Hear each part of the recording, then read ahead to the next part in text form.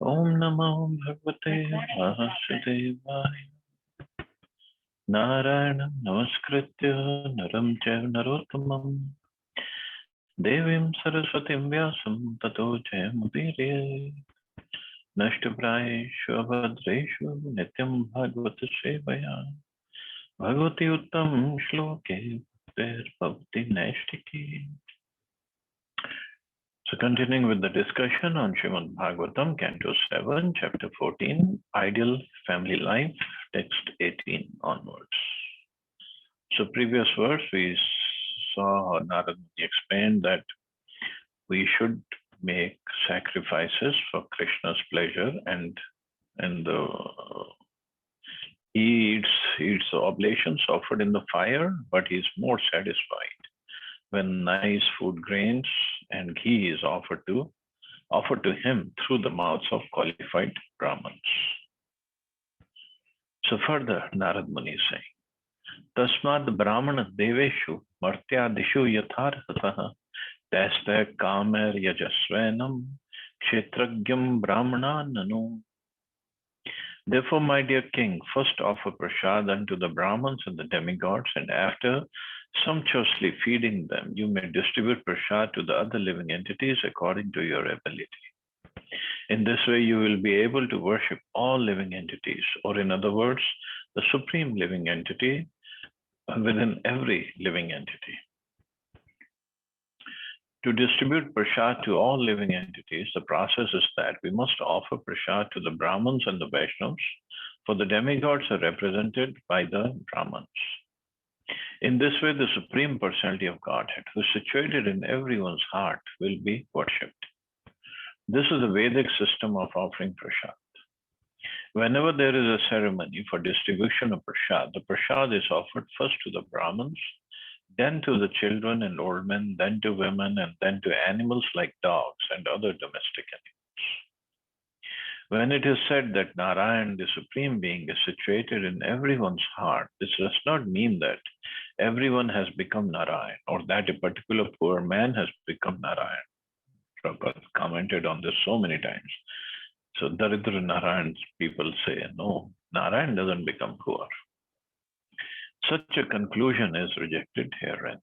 So it means the prasad is for everybody. It's not that only Brahmins can eat and that's it. No. Even Prabhupada, even to animals like dogs and other domestic animals, prasad should be given.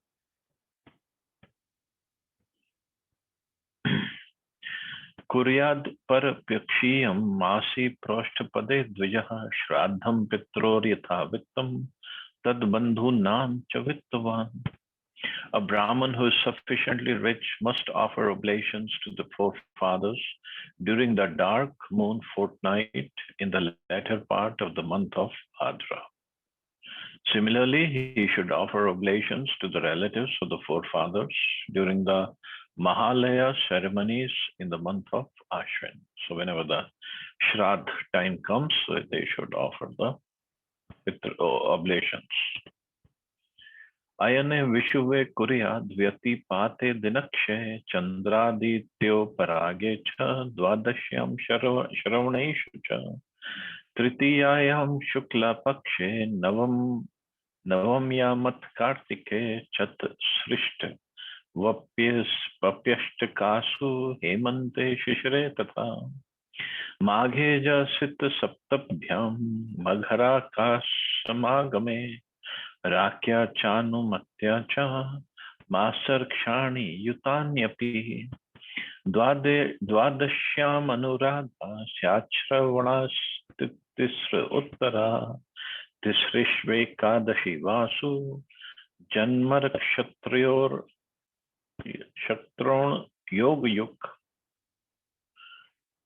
One should perform the Shraddh ceremony on the Makar Sankranti, the day when the sun begins to move north, or on the Karkat Sankranti, the day when the sun begins to move south. One should also perform this ceremony on the Mesh Sankranti day and on the Tula Sankranti day, the yoga named Vyatipat, on that day in which 3 lunar tithis are conjoined. During an eclipse of either the moon or the sun on the 12th lunar day and in the Shravan Nakshatra. One should perform this ceremony on the Akshaya Tritiya day, on the 9th lunar day of the bright fortnight of the month of Kartik. On the 4 Ashtakas in the winter season and cool season, on the 7th lunar day of the bright fortnight of the month of Magh, during the conjunction of Magha Nakshatra and the full moon day, and on the days when the moon is completely full, or not quite completely full.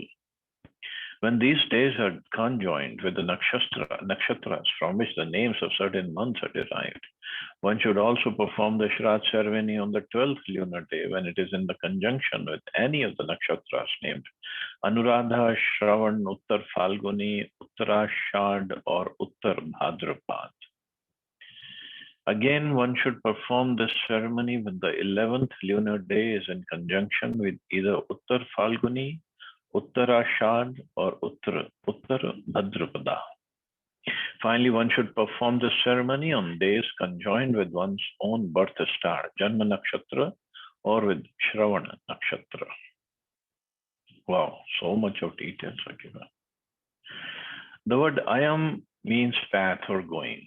The 6 months when the sun moves towards the north are called Uttarayana, or the northern path, and the 6 months when it moves south are called Dakshinayan, or the southern path. These are mentioned in Bhagavad Gita. The first day when the sun begins to move north and enter the zodiacal sign of Capricorn is called Makara Sankranti, and the first day when the sun begins to move south and enters the sign of Cancer is called Karkat Sankranti. On these 2 days of the year, one should perform the Shraddha ceremony. Vishuva or Vishu Sankranti means Mesh Sankranti, or the day on which the sun enters the sign Aries. Tula Sankranti is the day on which the sun enters the sign Libra.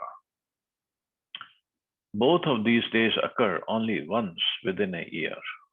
The word yoga refers to a certain relationship between the sun and the moon as they move in the sky. There are 27 different degrees of yoga, of which the 17th is called Vyatipat.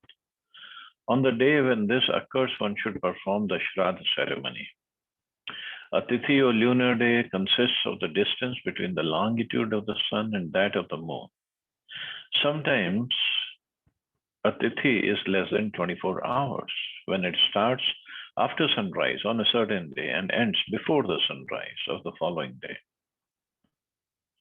The previous Tithi and the following Tithi both touch the 24-hour day between the sunrises. This is called Traya Sparsha, or a day touched by some portion of 3 Tithis. It's just so much of technical knowledge. I don't even know all this. Srila Jiva Goswami has given quotations from many shastras stating that the Shraddha ceremony of oblations to the forefathers should not be performed on Ekadashi Tithi. When the Tithi of the death anniversary falls on the Ekadashi day, the Shraddha ceremony should be held not on Ekadashi, but on the next day, or Dwadashi. In the Brahma Vaivarta Purana, it is said, Ye kurvanti mahipala shraddham chekadashi dine treyaste narakam yanti data bhokta cha parereka. If one performs a Shraddha ceremony of oblations to the forefathers on the Ekadashi Tithi, then the performer, the forefathers for whom the Shraddha is observed, and the Purohit, or the family priest who encourages the ceremony, all go to hell. So, whether we remember the other Tithis or not, so only this thing, that don't commit to Shraddha ceremony on Ekadashi. Ta ete shreya sahakala drinam shreyo vivardhana kuryat sarvatmana teshu shreyo amogam tadayusha. All of the 3 seasonal times are considered extremely auspicious for humanity. At such times, one should perform all auspicious activities, for by such activities, a human being attains success in his short duration of life. When one comes to the human form of life through natural evolution, one must then take the responsibility for further progress. as stated in Bhagavad Gita, Yanti Deva Vrita Deva. One who worships the demigods can be promoted to their planets. Yanti Madhyajino Abhima. And if one practices devotional service to the Lord, he goes back home, back to Godhead. In the human form of life, therefore, one is meant to act auspiciously in order to return home, back to God. Devotional service, however, does not depend on material conditions. Ahetuki apratihata. Of course, for those who are engaged in fruitive activities on the material platform, the times and seasons mentioned above are extremely congenial. So one who is engaged in devotional service, his service and his offering to the Lord is not dependent on any material conditions. But those who are not, those who are still in karma kanda activities, for them times and seasons are mentioned. But at the same time, now we are talking about us. We are trying to perform devotional service, which is true, but we are not at the level of pure devotional service yet. So we should follow the traditional ceremonies, whatever we have, and also to set an example. It doesn't mean tradition should just be given up. All it means is we try to do it not with the karma kanda thought process, with the devotional thought process, with the devotional consciousness, and praying to the Lord to take care of our forefathers. Eshu snanam japo homa vratam devad vijarchanam pitri devan nri bhutebhyo yad dattam tad dayanashwaram. During these periods of seasonal changes, if one bathes in the Ganges, in the Yamuna, or in other sacred place, if one chants, offers fire sacrifices, or executes vows, or if one worships the Supreme Lord, the Brahmins, the forefathers, the demigods, and the living entities in general, whatever he gives in charity yields a permanently beneficial result. So charity has to be given, but now it's for devotees also, it's charity has to be given. Whom to give it to, that has to be seen. Sanskar kalo jayaya apatyasyaatma manastatha preta sanstha amrita hascha karmani abhyudaya nripa.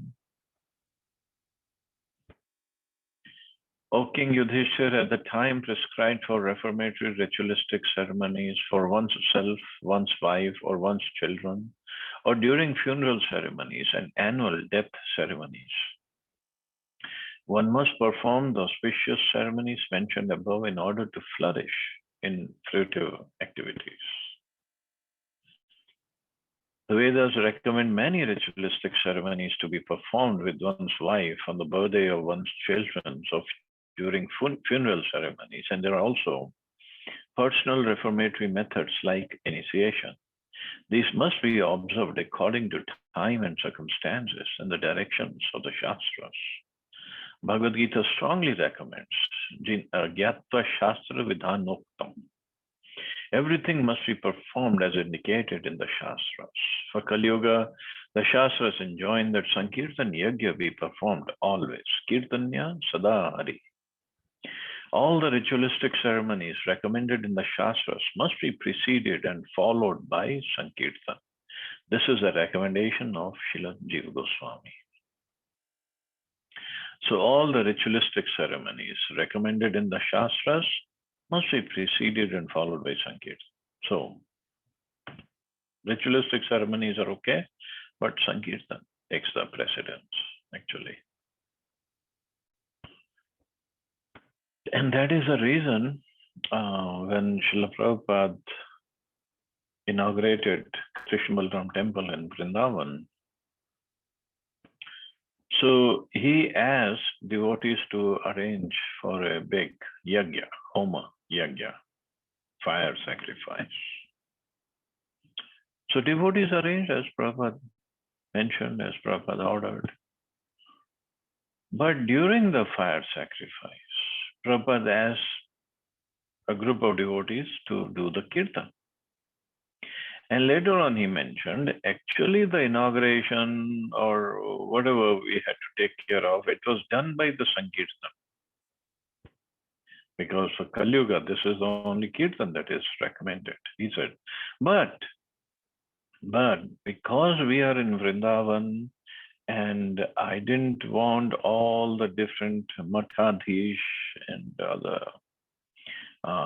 in charges of the other temples to feel that we haven't done the Homa or Yajna, fire sacrifice, and they would have said that then this temple is not authorized. So that's why he said we had to perform the fire sacrifice. Otherwise, there was no need because we did the Sankirtan Yajna. So Prabhupada, he just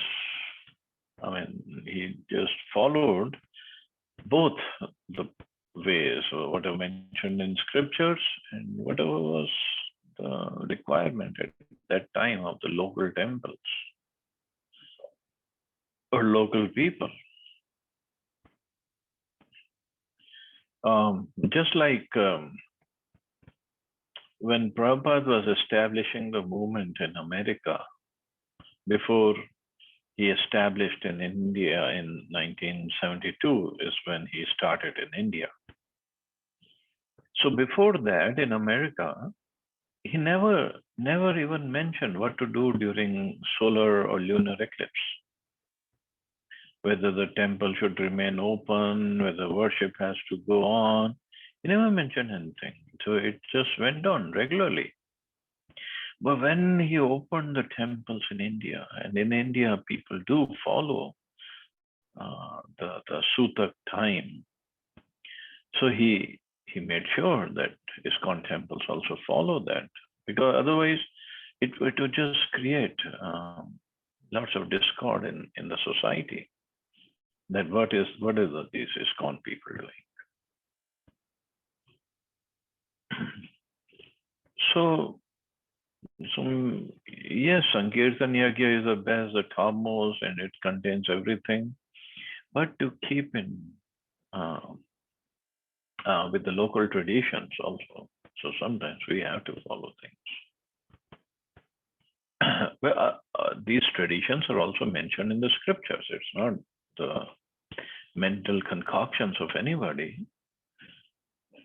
So there's nothing wrong with following that to whatever extent we can. Ath deshan pravakshyami dharmadi shreya avan savai punyatamo desha satpatram netra labhyate bimbam bhagavato yatra sarvam etat characharam yatra brahmana kulam tapo vidyadyanvitam. Narad Muni continued, now I shall describe the places where religious performances may be well executed. Any place where a Vaishnava is available is an excellent place for all auspicious activities. The Supreme Personality of Godhead is the support of this entire cosmic manifestation, with all its moving and non-moving living entities. And the temple where the deity of the Lord is installed is a most sacred place. Furthermore, places where learned Brahmins observe Vedic principles by means of austerity, education, and mercy are also most auspicious and sacred.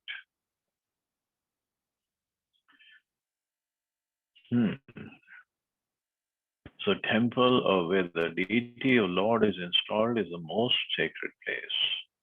Any place where a Vaishnava is available is an excellent place for all auspicious activities. So this is how powerful the devotees are, and the place where the Lord is, or place where the Lord has performed his pastimes. Very, very sacred place. In this verse, it is indicated that a Vaishnava temple where the Supreme Personality of Godhead, Krishna, is worshipped, and where Vaishnavas are engaged in the service of the Lord, is the best sacred place for performing any religious ceremonies.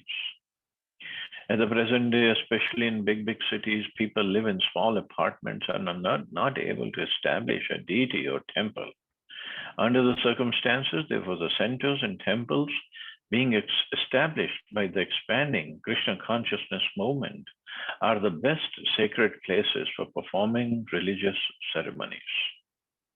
Although people in general are no longer interested in religious ceremonies or deity worship, the Krishna consciousness movement gives everyone the chance to advance in spiritual life by becoming Krishna conscious.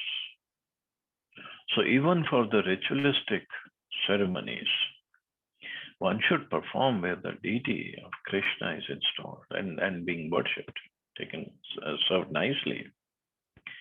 Or even where a Vaishnava is present, one can do that. Because wherever a Vaishnava is present means Krishna is there.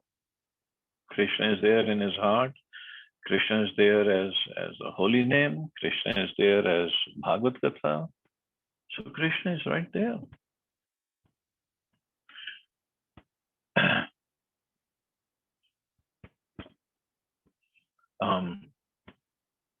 That is why,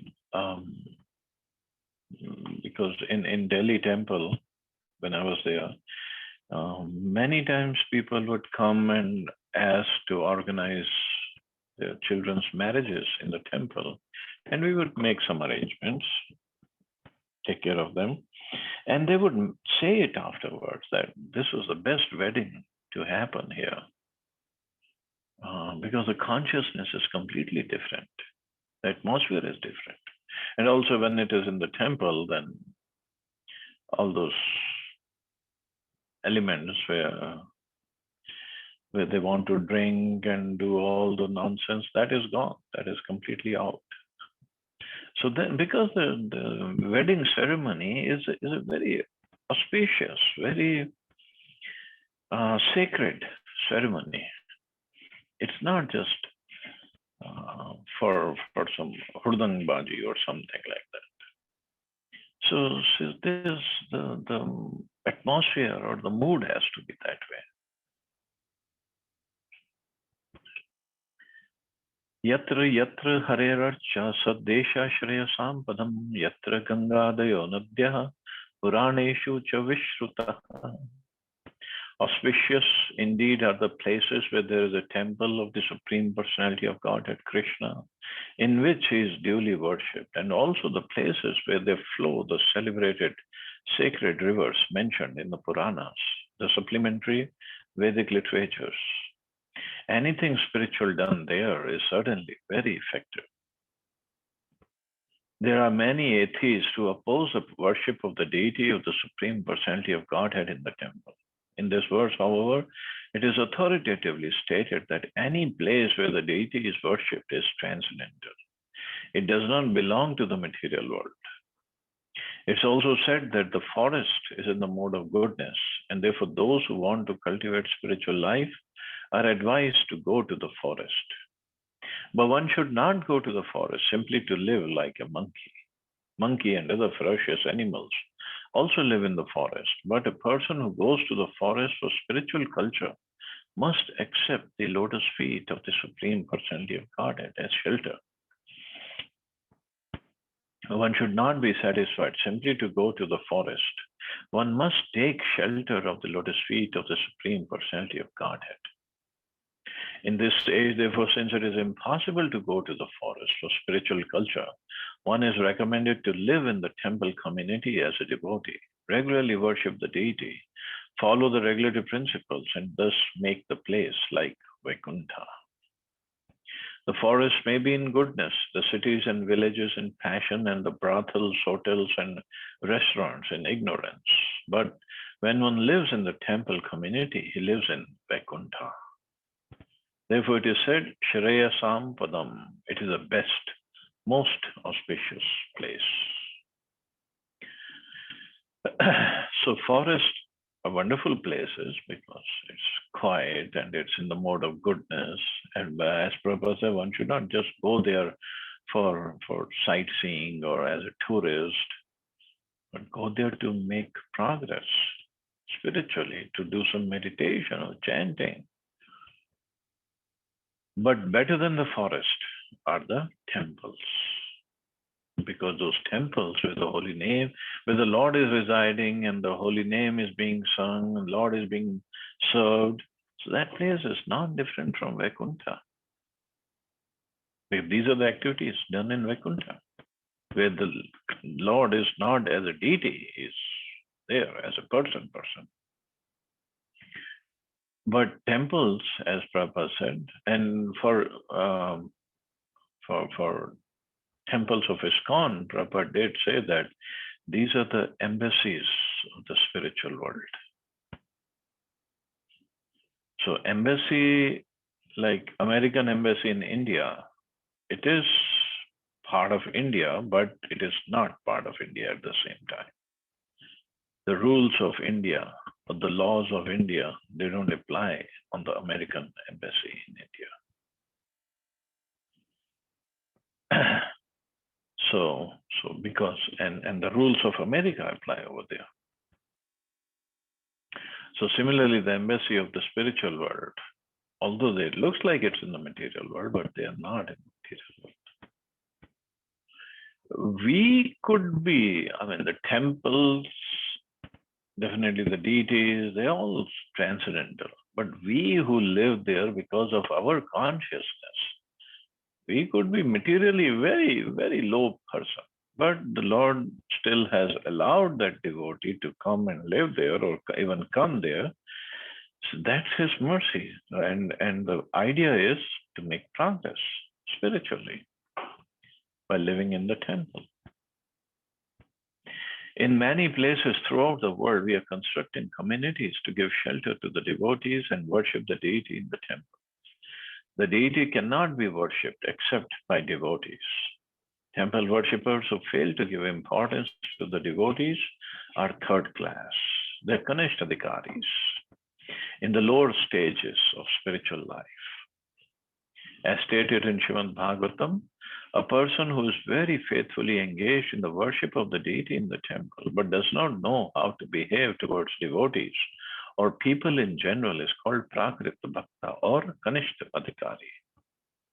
Therefore, in the temple, there must be deity of the Lord, and the Lord should be worshipped by the devotees. This combination of the devotees and the deity creates a first-class transcendental place. Aside from this, if a Grihastha devotee worships the Shaligram Shila or the form of the deity at home, his home also becomes a very great place.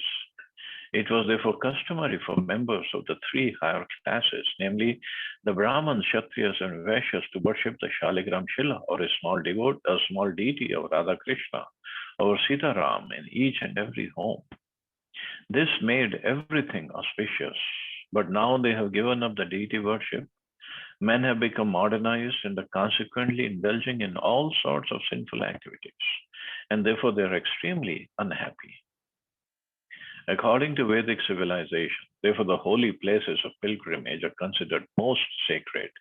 And still there are hundreds and thousands of holy places like Jagannath Puri, Vrindavan, Haridwar, Rameshwar, Prayag, and Mathura. India is a place for worshipping or for cultivating spiritual life. The Krishna consciousness movement invites everyone from all over the world, without discrimination as to caste or creed, to come to its centers and cultivate spiritual life perfectly. So this is the whole purpose of establishing Krishna consciousness movement by Prabhupada, was to first that place where the temples are or whatever he has established, there should be a replica or of the spiritual world, embassies of the spiritual world. And then it invites people in general to come and cultivate spiritual life, because that is a core, that is a goal of human life. Rest, everything is temporary. It's all illusion and it will be gone very soon. But the spiritual life, the progress that we make, it will always be there. So many different activities are there that we can do and make progress spiritually. Okay, so I guess I can stop here. See anybody has any questions or comments?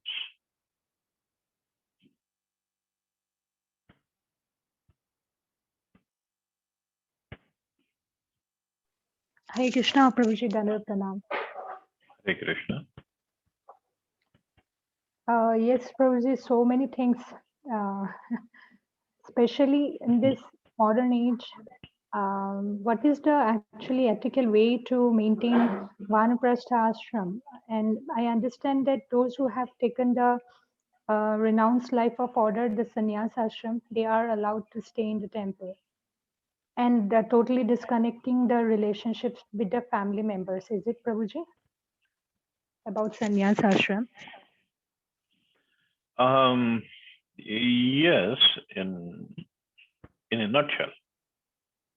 But sannyas ashram also means they should travel and reach. So they should not stay in one place for long time. Yes, Prabhuji. Only in Chaturmasya, ideally, everyone sits in one place and then do the sadhana.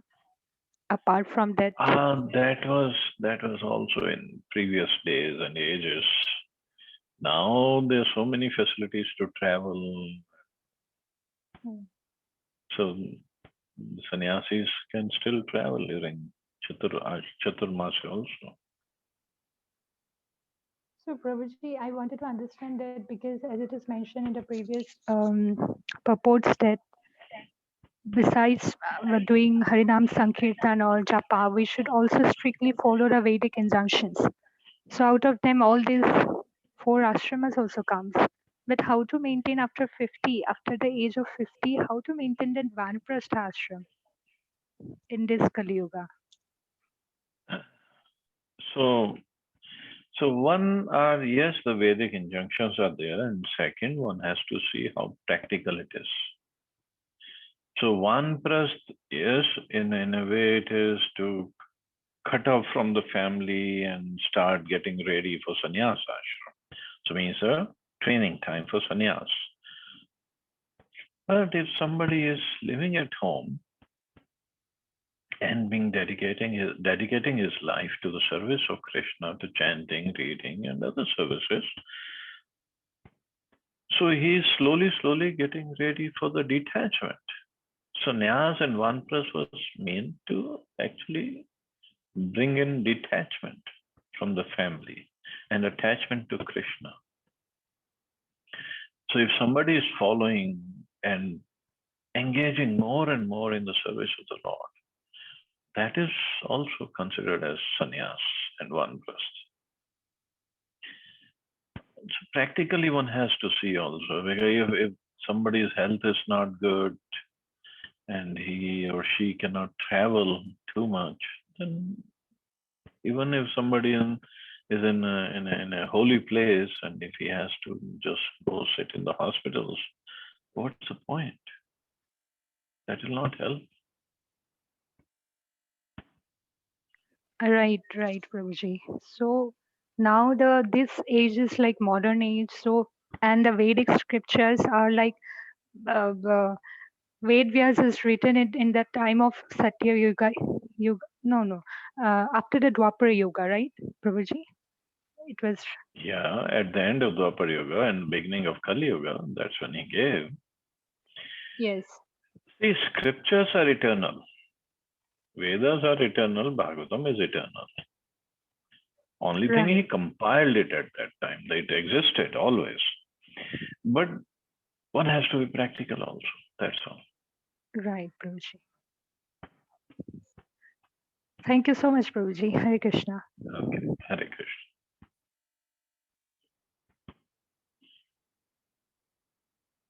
Okay, so I guess we can stop here. You all have a safe and wonderful day. Hare Krishna. Jai Srila Prabhupada.